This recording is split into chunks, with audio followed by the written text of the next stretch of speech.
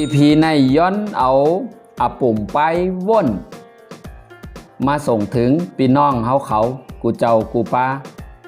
มีขุนหอคำอยู่เมืองนึงในคณะย้อนเอาปืนปุ่มอันพี่น้องไตเขาอยู่จำขุนหอคำเหมือนตังกาบย่ำเดียวก็เขาตื่นเตะต้องไว้อยู่ว่ามีเจ้าขุนหอคำมีอุกาธาหลงมีปอเล่งหลงมีกลสะเทหลงอยู่จำโตเฮาอยู่ในคณะอันนี้เป็นปุ่มปันสติปันตังหู้มันเจ้าเลยเลี้ยงหมาเถินหมาป่าไว้อยู่10 โตในคณะมันเจ้าเลี้ยงหมาป่าไว้10 โตเย่าเสมันเจ้าใจ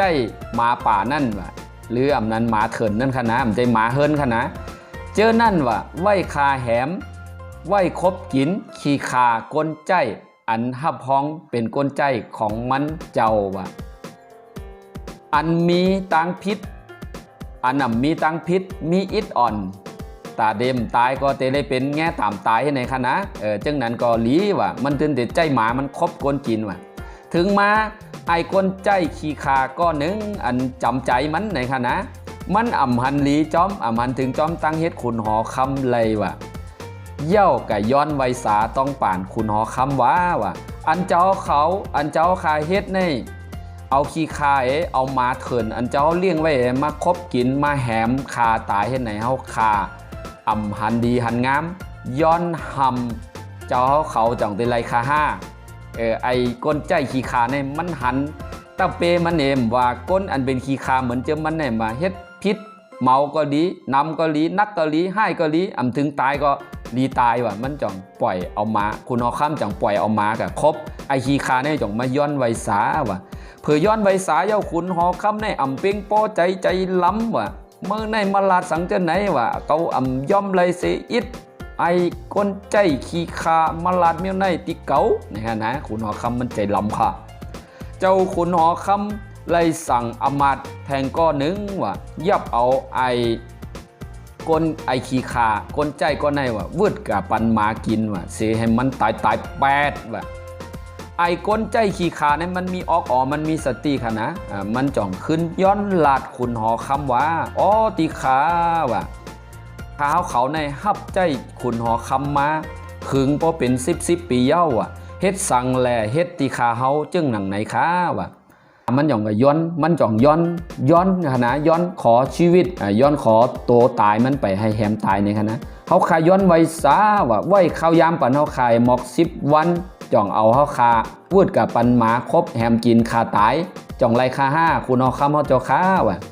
คุณหอคำก็ว่ะมีน้ำใจว่ะหันถึงว่ามันก็เปลี่ยนขี้ขามาหึงเย้าว่ะก็เตปันข้าวยำเมาไร10 วันเนี่ยค่ะนะคุณหอคำปันเย้าค่ะนะมาถึงกันในถ่อมด้วยค่ะ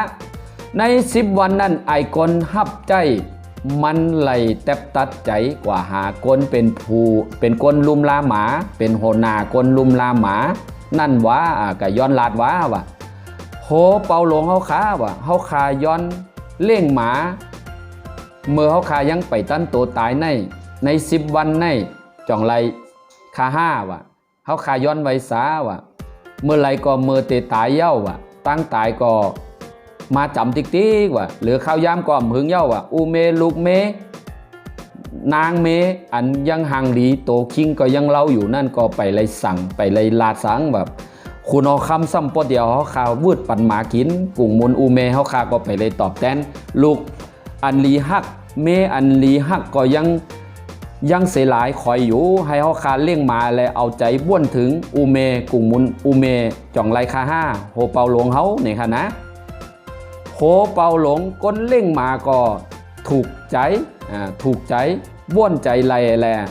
ใจก็อ่อนมาว่ะปันไอก้นขี้ขาในเล่งมาว่ะมันก็ลุมลามหมาหลีเต้ว่ะไอก้นขี้ขาในค่ะนะ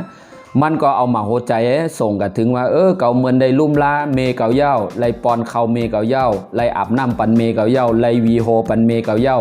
ไลลุมลาลูกเก่าเย้าลูกสาวอันหางหลีก็ดีเสหลายเมหังเล่าก็ดีเสียหลายก้วยหนาว่ายำในเกาเลยลาดพิษป้นเหลือกับอีกนึงคุณหอคำก็เตียวเกาตายแปดกามกู้โซอ่อนในเป้มาหังห้ายในขณะมือมันเลี้ยงหมาก็บ้วนกับเห็นในขะเนาะ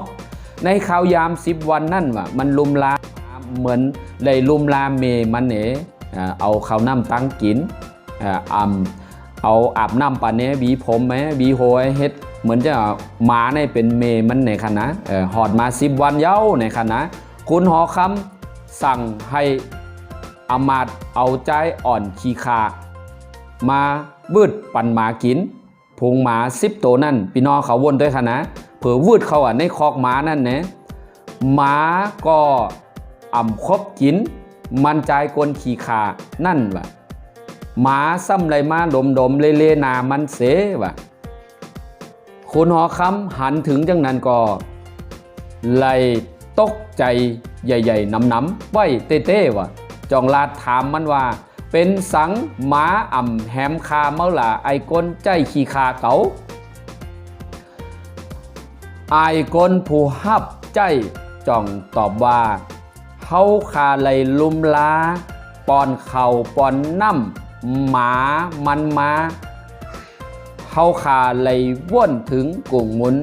เมเฮาคาอันเลี้ยงหลัวเฮาคามาย้ำเล็กเหมือนจังหนังนั้นเย้าเสแลว่า10 วันนั่นคาก็10 วันอันเฮาคาได้ลุมลามันว่ามันก็ลืมกุ่งหมุนตัวเฮาคานั่นเย้าคาคุณหอคำค้าว่าไอ้คนฮับใจว่าเขาลุมลาขุนหอคำมาเป็น10 ปีเขาเฮ็ดพิษอิดอ่อนก็ให้ขี้คาอันตายก่อนนำเพราะฉะนั้นที่หังแลขุนหอคำบ่มหู้จักกงมุนสิอิด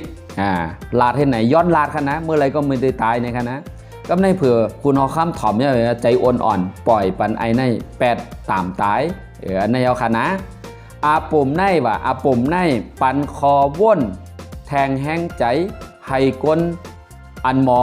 ลืมกุ่งหมุนตังหลีอันก้นก็หนึ่งไหลเฮ็ดปันเฮาไว้ว่ะบนตัวขาไผมีอยู่จำตัวจำใจไผตัวทบบนตัวอินค่ะเนาะ2มาเจิกใจตื้ออันมีไว้อยู่ในมือเกาเป็นคุณเกาเป็นปอเล่งมือเป็นขี้ขาเกาไข่แหมเกาไข่ป้อเกาไข่ด่าในคณะป้อไผเป็นอยู่วนตัวค่ะลืมว่ามันก่อกลเก่าก่อกลอย่าถางเลขกันนาลายมีอยู่ในเมืองก้นใจในเมืองผีเฮ็ดเนอตีเปิลจอมมีตังพิษอิดอ่อนก้วยอันเจิกไข่หันใจตัวซ่าใจโมหายใจกัดเย็นใจลีมามันเกไข่เกลีดเกไข่สังไหลจ่องใจคาห้าพี่น้องเขาอันเป็นไตอันเป็นภูมิมีอำนาจอยู่ในมือปอตัวเย้า1ในคณะจอยแซออกปันไตก็หนังกันอันมีอยู่ในเมืองกำผาอันเป็นไตอันถ่อมความไตไหลในไฮไลหู้หันจอมเสียกรรมที่ค้าว่ะนำปัด2มาเฮาคาไว้ใจเหมือนเฮาคาไว้ใจว่าพวกเจ้าเขาเจอไหนก็ไว้ใจว่าไรถ่อมยามต้วยก็ไหลในคณะก้อยหนาว่าการแมงปันอิดอ่อนในว่ะของเฮาคาของเจ้าเขาในว่ะมันเป็นแสงเห่อเฮิงเปิงใสแจงแรงตากลตั้งหนำอันตามืดตามีไว้ก็ตัวหันมีพลาตาลามีน้ำใจต่อกลเฮ็ดเปิ้นไหลแหมเปิ้นไหลป้องเปิ้นใดย้อนว่าเกาเป็นคนมีเงินว่าเกาเป็นคนมีตังผู้เกามีอำนาจอยู่ในมืออย่าไปย้อนเฮ็ดนาลายมีในเมืองผีมีอยู่ในเมืองกลในเยาขาจอยซับสไครปั่นเสกรรมดีค่ะเนาะไม่สูงค่ะ